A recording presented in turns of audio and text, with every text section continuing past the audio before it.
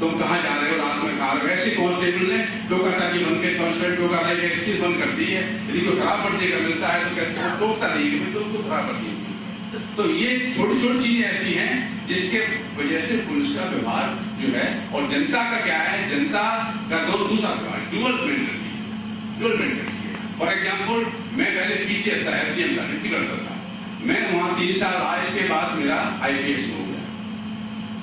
तो लोगों ने कहा कि साहब आप जो है वो जो है पुलिस में जाइए, वो बढ़िया नौकरी है, बहुत अच्छी है।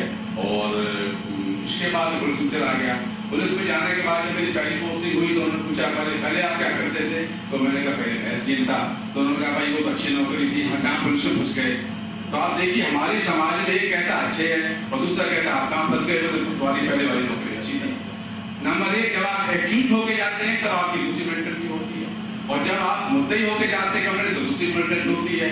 आप कहेंगे इसको पीटो, हमारा माल बरामद करना है, तब आप नहीं, हम करेंगे ह्यूमन राइट्स का वायलेशन हो रहा है। और वही जब आप एक्यूट हो जाएंगे तो आप ह्यूमन राइट्स में एप्लीकेशन देंगे, तो भाई हमारी जो है तो पुलिस जो है वो एक ऐसी स्थिति में काम कर रही है जहां तक उसकी बात है लॉ एंड ऑर्डर की। अब लॉ एंड ऑर्डर की डिमांड नहीं है। जो है पेरीफेरी में, गोसाईगंज में, गली में यदि कोई माइक बज रहा है या और किसी देहाती क्षेत्र में, तो उसमें कोई प्रॉब्लम नहीं है। यदि यहाँ पर जो है आपका चौक में कहीं बज रहा है जोर जोर से, तो आपको आपत्ति है। तो लॉ एंड ऑर्डर में कोई मानक नहीं है, और रूल ऑफ लॉ से कांस्टेबल बना हुआ है, लेकिन रूल ऑफ लॉ के चलते हुए क्राइम कंट्रोल हो नहीं सकता है। और इसकी अपेक्षा होती है कि क्राइम कंट्रोल करे, तो जब उसको बहुत प्रेशर पड़ता है तो लिक्विडेट करता है, इनकाउंटर करता है। तो ऐसी स्थिति में पुलिस का रोल मॉडल के रूप में एक अधिकारी होना चाहिए। नंबर 2, ट्रेनिंग में उसको बहुत ज्यादा जो है ट्रेनिंग करने की आवश्यकता है, और जो कोशिश चलते रहे, क्योंकि व्यवहार का ट्रेनिंग नहीं पढ़ाया जाता है। व्यवहार की ट्रेनिंग, उसको कैसे व्यवहार करना चाहिए पब्लिक के साथ, इसमें ट्रेनिंग में इनपुट बहुत कम है, मुश्किल से 7-8 पीरियड है। करप्शन के बारे में कोई पीरियड नहीं है। आपको बता दूं एंटी करप्शन एक्ट जो है वो मुश्किल से उसका एक दिन पढ़ा दिया जाता है। तो बहुत सी जो बेसिक लॉ है उसकी जानकारी नहीं है। उसको ये बताया जाना चाहिए कि भाई you are not instrument of suppressing, you are instrument of social change. आपका जो काम है अभी है कि अब समाज बदल रहा है, देश बदल रहा है, उसके अनुसार डालिए। कॉन्स्टिट्यूशन के प्रोविजन बताए जाए कि हमको न्याय चाहिए, न्याय किस तरह के चाहिए, सामाजिक, राजनीतिक, आर्थिक न्याय चाहिए। हमको जो है हमारी जो है वो फ्रीडम हमारे पास कौन कौन सी है, हमारे पास इक्वलिटी की क्या है, इक्वलिटी मीन्स ऑपॉर्चुनिटी और आपकी स्टेटस की इक्वलिटी होनी चाहिए। और भाईचारा कॉन्स्टिट्यूशन में भी आप देखिए, भाईचारा वो भाईचारा है जिसमें आदमी की गरिमा और देश की अखंडता और एकता बढ़ाने वाला प्रदर्शन होना चाहिए। बताइए कौन सा प्रदर्शन है, इसमें कोई भी आदमी जो है ढांचा है उसमें इतनी विकृतियां आ रही हैं, उसको सुधार करने की आवश्यकता है। और पुलिस से अपेक्षा की जाती है कि वो जो है व्यवहार को संतुलित करे, व्यवहार को संतुलित करना आवश्यक है। पुलिस पर सारा दारोमदार है, लेकिन ये जो विकृतियां हैं वो हमारे कांस्टेबल हैं। आप जैसा हायर अफसर पे जाएंगे तो आपको पुलिस के बारे में अच्छी आवेदन सुनते हैं, उनके पुलिस के बारे में इमेज खराब होती है। लेकिन कुल मिला के पुलिस जो समाज का रिफ्लेक्शन है, और जितनी भी जो क्या कहना चाहिए विकृतियां हैं उसके लिए हम लोग भी शर्मिंदा होते हैं। हम लोग जो है, हम लोगों में सेवा भावना, केवल हमारे जेल चलो भाई दीजी हुआ करते, वो क्या कहते थे कि 3 P हो जाए पुलिस में तो कोई problem. Number 1 politeness, number 3 promptness, और नंबर 3 पॉजिटिवनेस। हमारे पोलाइटनेस चाहिए। पोलाइटनेस कैसे खर्च होते हैं, यदि थाने में जाइए पोलाइटली आपसे बोलने सिपाही, अभी क्या है वो दरोगा जी ऐसे सिपाही को करता है, वहां आओ चलो जाओ FIR लिखी जाएगी। पोलाइटनेस पे कुछ नहीं आता। तो पहला गुण पोलाइटनेस। दूसरा प्रॉम्प्टनेस, भाई उसकी FIR लिखो, कंप्लेंट लिखो, और जो भी कार्रवाई है वो पॉजिटिव हो। आजकल क्या है कि प्रॉम्प्टनेस है, पोलाइटनेस भी कहीं है, लेकिन पॉजिटिव एक्शन नहीं है। उसका तफ्तीश से कोई मतलब नहीं है, उसका क्राइम कंट्रोल हो जाए कोई मतलब नहीं है। और ये तीनों साथ साथ चलती। फॉर एग्जाम्पल यदि डकैती पड़ गई, डकैती पड़ गई, अब आप थाने पर डकैती लिखाने गए, अब दरोगा लिखा साले रात भर सोते रहते हैं और यहाँ डकैती की रिपोर्ट करने चले आ रहे हैं। खुद झांकते नहीं है और हमको परेशान करते, ये आपने कह दिया, ये आपने आप व्यवहार कर दिया। अब सेकेंडली, यदि आपने FIR लिख भी ली और आपने जो है प्रॉम्प्ट एक्शन भी लिया और सारा माल ही बरामद हो गया, लेकिन जो आपने पहले टाइम में उसकी ऐसी तैसी कर दी, बेइज्जत कर दी, वो कभी वापस नहीं आ सकती। तो इसलिए यही कल देश के नागरिक बनेंगे, यही कल को पुलिस वाले बनेंगे, यही कल एसडीएम बनेंगे, यही वाइस चांसलर बनेंगे, यदि इनका व्यवहार अच्छा हो, रोल मॉडल बनना है। यदि आपका व्यवहार अच्छा है, जैसे फॉर एग्जाम्पल, मैं ये नहीं कह रहा हूँ कि मैं कोई पढ़ाई कर रहा हूँ, मैं जब जाता था, जब ASP राजपुत्र की जिप्सी मिलती थी, मैं गाड़ी में आगे में बैठता था, एक ड्राइवर बैठता था, पीछे है उसको मैं गाड़ी बिठा देता था और पूरा बाबा जी कहाँ जाना है, तो कहता था कि मुझे जो है, मैंने कभी रोड पे छोड़ूंगा, गांव तक नहीं, तो मुझे जहां बता देना, तो वहां तक छोड़ देता था। इसमें मेरा कुछ नहीं जाता था और उसमें लोग बड़ी वाहवाही करते थे, इसमें क्या जाता है, हम ऐसी चीजें बहुत ही कर सकते हैं कि हमारे क्या जाता है, वो कहता है क्योंकि मुझे मालूम है आजकल भी आज भी स्थिति है गाँव में, जब वो शहर में आता है 100 रुपए लेके और उधार लेके आता है, और 100 रुपए में 50 रुपए तो वकील ले जाता है ड्राफ्टिंग के लिए, और जो 25 रुपए प्रेजेंटेशन के लिए SP उसके पास, उसके 25 रुपए बैठते हैं मात्र, जो उसको किराए वापस के लिए होता है। ये हकीकत है काम में। तो ऐसी स्थिति में हमारा जो सारी सोच है उसको बदलने की आवश्यकता है। समाज सुधरेगा, पुलिस अपने आप सुधरेगी। लेकिन ये बात सही है कि पुलिस की जो विकृतियां हैं उसको दूर करने के लिए पुलिस अधिकारियों को और सबसे बड़ी राजनीतिक जो राजनीतिक अच्छे मन के मुताबिक योग आदमियों को थाने पर पोस्ट नहीं कर सकते। यदि आप थाने पर आपके हिसाब से ऐसो पोस्ट नहीं होगा, आप तो जो है कैप्टन है और बिल्डिंग और कोई करना है तो किसी कारण कर दो।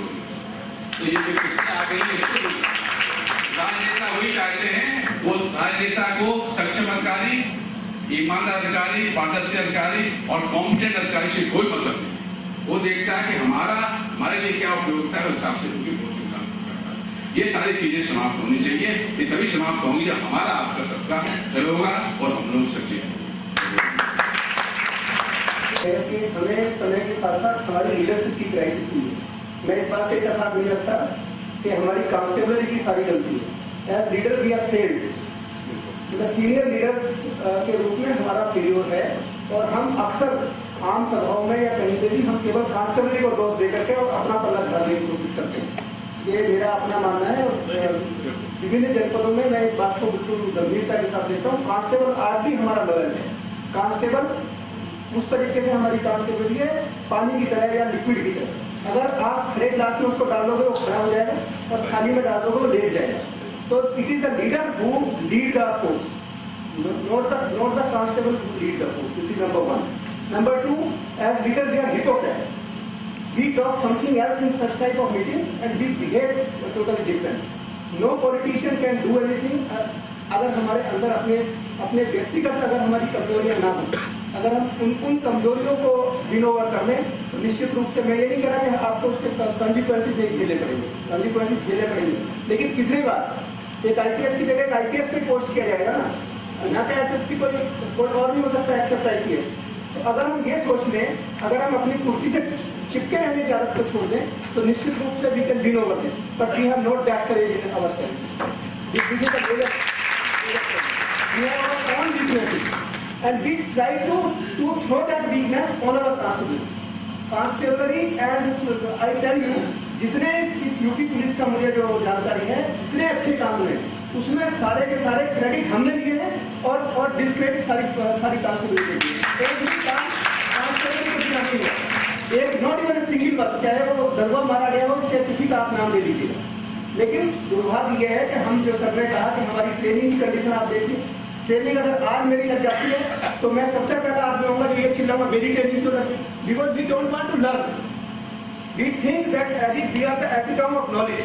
किसी भी सीनियर IPS अफसर की, जूनियर की, किसी की आप ट्रेनिंग लगा दीजिए, सब बैठे हुए हैं बताएंगे, सबसे पहले उसके घर में कोई बीमार हो जाएगा या कुछ ना कुछ सम प्रॉब्लम हो रहा है। We are hesitant to go for training, we don't want to learn, we only want to rule. And the second another thing that it is not that political environment जितना हम project करते हैं। मेरा ये मानना है किसी भी पॉलिटिकल ब्यूरो में सर भी रहे, काफी में मैं भी रहा हूँ, बहुत जिले की है, आप पॉलिटिशियन का 10%, 20%, 30% में इंटरेस्ट होगा। सर ने कहा कि बिल्कुल सही बात है जो कह रहे हैं कि पॉलिटिकल इंटरफेरेंस एसओ की पोस्टिंग नहीं है। मैं हालांकि ये विषय वस्तु नहीं है यहाँ की, बिल्कुल मैं थोड़ा सा विषयांतर कर रहा हूँ सर। पर माफ करिएगा, मेरा ये मानना है, ये सवाल कई बार उठ चुका है, आईपीएस एसोसिएशन में भी कही गई। मेरा ये मानना है कि अगर आप ईमानदारी के साथ एसओ की पोस्टिंग करें, मैं दावे के साथ कह सकता हूँ कि आपका प्रेशर कभी नहीं आएगा। जब हमारा व्यक्तिगत इंटरेस्ट एसओ की पोस्टिंग में रहेगा तो फिर नेता किसी हमको जवाब देगा, ये बताइए। That is the major role. हम शुरुआत अपने से करें। अगर हम सुधारना है ना, अपने आप को सुधारें। ये उंगली हम दूसरे को उठाते हैं, ये उंगली को जब हम अपनी तरफ करेंगे तो उसमें मोड़ आएगा, दर्द होगा। हमें दूसरों की तरफ उंगली उठाने में बहुत आनंद आता है, और ये मेरे को या किसी के पुलिस वाले की लागू होता है, ये सब चीज पर लागू होती है। हम अपना इंट्रोस्पेक्शन करें, हम कहाँ हैं, वेयर वी स्टैंड। और अगर हम अपने आप को सुधार लें तो फिर ना किसी एसोसिएशन की जरूरत है, ना किसी पुलिस की, और उसकी एवरीबडी कैन वर्क। बट हम लोग बस केवल दूसरे को सुधारने के लिए लगे हुए हैं। And that's it. Thank you. मैं बहुत देर से सारे लोगों ने इस विषय पर बहुत ही मूल्यवान को इन कोमल मस्तिष्क में जो आज समाई हैं, मुझे लगता है कि वो इन बच्चों को एक दिशा देंगी और ये सोचने पर मजबूर करेंगी कि अगर हम सारे सही होंगे तो पुलिस भी हम में से एक है। और सच्ची बात यह है कि पुलिस के पास रहने के लिए हमसे भी छोटा मकान उन्हें अलॉट होता है, तंग मकान में वो रहते हैं, और बहुत सारी समस्याएं हैं। आज तक सिर्फ एक पुलिस विभाग ही ऐसा है कि जिसमें कोई यूनियन बनाने पर पाबंदी है। ये भी उनके अंदर एक परेशानी का विषय है। आयोग बनाया गया 1977 में। पुलिस आयोग का सुविधाएं बहुत कम है। जो निचले तबके का पुलिस है, जिसकी बात अभी गोस्वामी जी कर रहे थे, वो जो क्या कहते हैं, जो कांस्टेबल है, यानी जो सिर्फ और सिंपल कांस्टेबल है, उस बेचारे के पास रहने के लिए मकान भी नहीं है। और जो सरकार मकान देती वो इस तरह का मकान होता है, इस जर्जर हालत में होता है कि हमें और आपको दिया जाए तो हम कतई नहीं रहेंगे। उनकी सैलरी भी बहुत कम है। उनसे काम 18 घंटे 16 घंटे उन्हें ड्यूटी कंटिन्यूसली करनी पड़ती। छुट्टी मांगने जाओ तो मिलेगी नहीं। फिर वो बहाने नहीं बनाए तो क्या करेंगे। बहुत सारी मजबूरियां हैं, बहुत सारी। आज बहुत अच्छा है, अब सारे ही लोग उनका जो कंक्लूजन है, जो उनका निर्णय है, जो उनकी बात है, वो क्या है।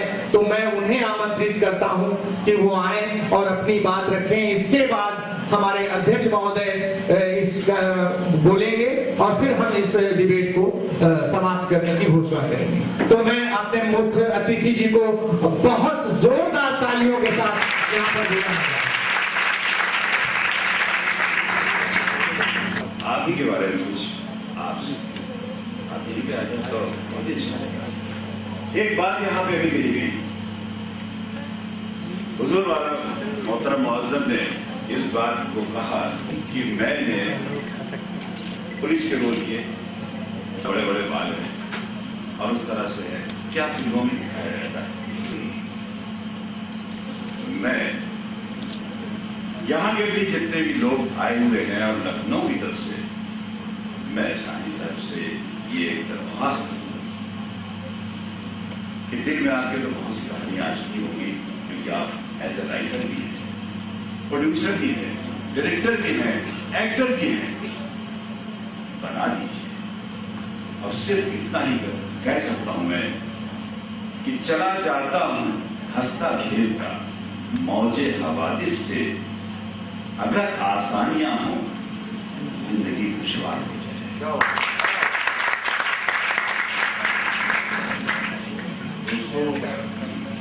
क्या है कि सब बच्चे पढ़ चुके हैं और आप भी चाहते हैं कि ये सिलसिला खत्म हो, इसलिए आपका ज़्यादा वक्त नहीं। और दरअसल बात तो यह है दोस्तों के क्योंकि जिस मौजूद मुझे यहाँ बुलाया गया और उससे मेरा बहुत कम वास्ता है, इसके सिवा कि मैंने फिल्मों में 2-4 फिल्मों में इंस्पेक्टर का रोल किया हो, मेरा ज्यादा पुलिस से वास्ता नहीं है और इस सिलसिले में मैं ज्यादा इल्म रखता नहीं, जानता नहीं। सबसे पहले 2-3 पॉइंट हैं मुख्तसर जो मैं आपके सामने रखना चाहता हूँ, ज्यादा बोले बगैर। पहली बात, सबसे ज्यादा प्रभावित और मुतासिर मैं हुआ हूं, साहिल साहब से और उनकी संस्था से उनको मुबारकबाद देना चाहता हूं। अगर हिंदुस्तान में हर शख्स के दिल में ये जज्बा हो, ये मिशन का जज्बा हो, तो हिंदुस्तान आज कहीं का कहीं पहुंच जाएगा। और अपनी तरफ से मुझे कहना चाहता हूं कि कहा गया है, किसी ने कहा है, चले थे हम, निकले थे हम अकेले जानिबे मंजिल, लोग साथ आते गए और कारवां बनता गया। आज उनको मैं यकीन दिलाता हूं कि आज से मैं उस कारवां में शामिल होना चाहता हूं। पहली बात। दूसरी बात, मैं इन पुलिस वालों का बहुत ही आभारी हूं, बहुत ही प्रभावित हुआ मैं आज। इन्होंने जिस तरह से अपनी सफाई दी है, आपके सामने अपनी अच्छाइयां और बुराइयां दोनों का इजहार किया है, वो काबिल-ए-दाद है। ये बात कीजिएगा, मैं यहाँ की पुलिस से और यूपी से ज्यादा वाकिफ नहीं हूँ। मैं रहने वाला हूँ मुंबई का, हिमाचल में रहता हूँ कभी कभी, और ज्यादातर महाराष्ट्र में। वहाँ की पुलिस के बारे में कुछ जानकारी थोड़ी बहुत है, यहाँ के बारे में नहीं है। पंजाब के बारे में थोड़ा बहुत है, वहाँ भी जाता हूँ ड्यूटी करने के लिए। बहरहाल एक बात और कहूँगा सर, बहुत सी डिबेट्स में हिंदुस्तान के हर कोने में मैंने हिस्सा लिया, कहीं कहीं बैठा रहा, सुनता रहा, कहीं कहीं हिस्सा भी लिया। माफ कीजिएगा, आज मुझे कहते हुए बेहिचक कहना चाहता हूं कि ऐसी डिबेट में मैंने कभी हिस्सा नहीं लिया। जिन बातों का जिक्र हुआ है वो काबिल-ए-दाद। और अब आगे हैं इस विषय पर, मैं इस विषय पर कोई रोशनी डाल नहीं सकता। मुझे मुख्तसर मोटा मोटा 2-3 चीजें मेरे जहन में आई जब आप लोग ये डिबेट कर रहे थे। पहली बात,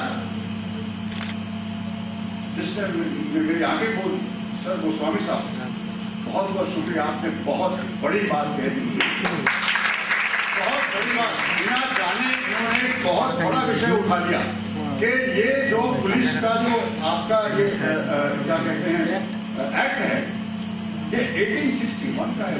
जब 1857 में तो गदर हुआ, 1857 में battle of war of independence हुआ, म्यूटनी हुई।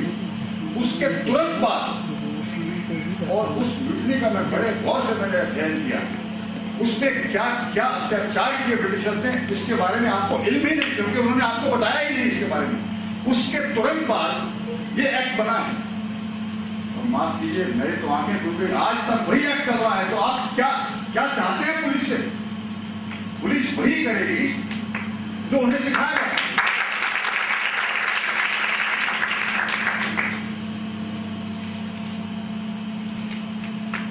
दयाल साहब, इन्होंने जो कहा उनसे मुझे एक बेंजामिन फ्रैंकलिन, मेरे गुरु हैं बहुत बड़े, बेंजामिन फ्रैंकलिन अमेरिका के बहुत बड़े शख्सियत हुए। उन्होंने एक अपनी ऑटोबायोग्राफी में अपनी सर्वविशिष्ट अपनी आत्मकथा में कहा है कि बोरी अगर खाली हो, उसका सीधा खड़े रहना बहुत मुश्किल होता है, वो टेढ़ी हो जाती है। तो यकीनन अगर पुलिस की ये हालत है, मुझे इससे वाकिफ नहीं था हुजूर। आज मेरी आंखें खुली हैं कि बेचारों को इतने कम पैसे मिलते हैं, इतनी ज्यादा ड्यूटी करनी पड़ती है, इतने बुरे हालात में रहते हैं ये, तो हम उनसे फिर क्या उम्मीद रखेंगे, क्या सर्विस करेंगे? वो बहुत बड़ा प्रश्न आपने उठाया सर। अब मैं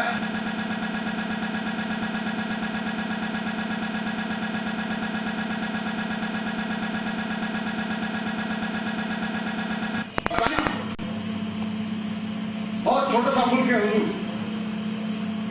उसकी तादाद पॉपुलेशन महाराष्ट्र से ज्यादा नहीं। दोस्त तो मेरे रास्ते में आता, मैं इनको देखना चाहता हूं। अब आपके लिए वो क्या है कि उस छोटे से मुल्क ने इतने बड़े मुल्क, हिंदुस्तान ही नहीं बल्कि सारी दुनिया पे राज किया। एक जमाने का कहावत है कि the sun never sets on the British Empire. ये क्यों था? इसकी वजह कभी सोचा आपने क्यों थी? वजह सिस्टम, माफ कीजिएगा, पुलिस का सिस्टम पिछली सदी का चल रहा है, तो एजुकेशन सिस्टम को भी ठीक करना बहुत जरूरी है। ये हमारा मुस्तकबिल है, कल के हमारे बच्चे हमारे लीडर हैं। एक बात और हुजूर, एक रूस में बहुत देर रहा मैं, रूस में एक कहावत है कि जब एक मछली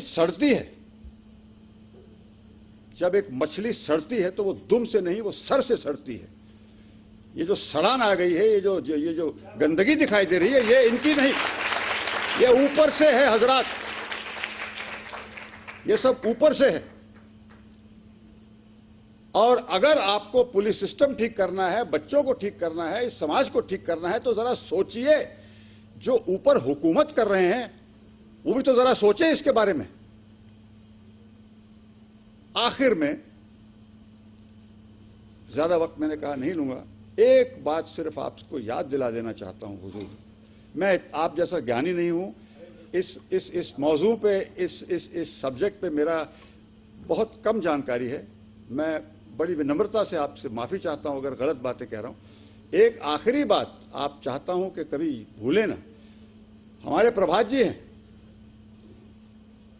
कोई बिरला ही शख्स होगा हिंदुस्तान में जिनकी मैं इनसे ज्यादा इज्जत करता हूं। He is a very great man. इन्होंने जो रोशनी डाली उससे मेरी आंखें खुल गई। उन्होंने ये भी कहा कि संस्कृति हमारी 5,000 साल पुरानी है, किंतु क्या हम वाकई सभ्य हैं कि नहीं? सोचने लायक बात है। मैं दो बातें कहूंगा हुजूर हजरात, अगर इस जैसी डिबेट्स, इस जैसे लोग, इस जैसा तबादला ख्याल हमारे मुल्क में हो सकता है तो हम एक बड़ा महान मुल्क हैं।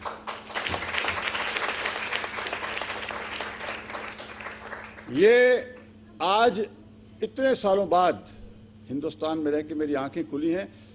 काश ये इस तरह की डिबेट्स हिंदुस्तान के कोने कोने में हों।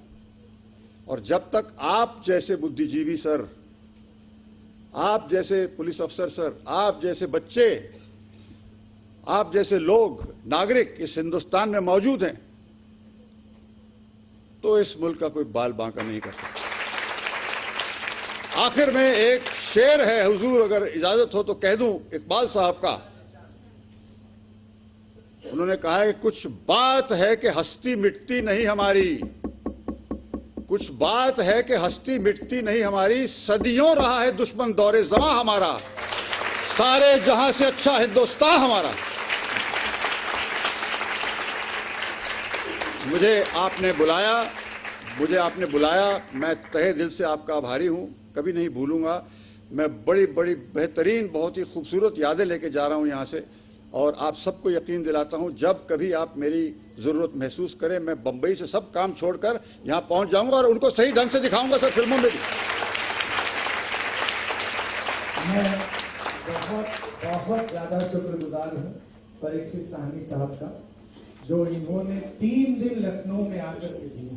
3 दिन, हम 3 दिन से आपके साथ हैं, आप 3 दिन से हमारे साथ हैं, लेकिन इतनी मशगूलियात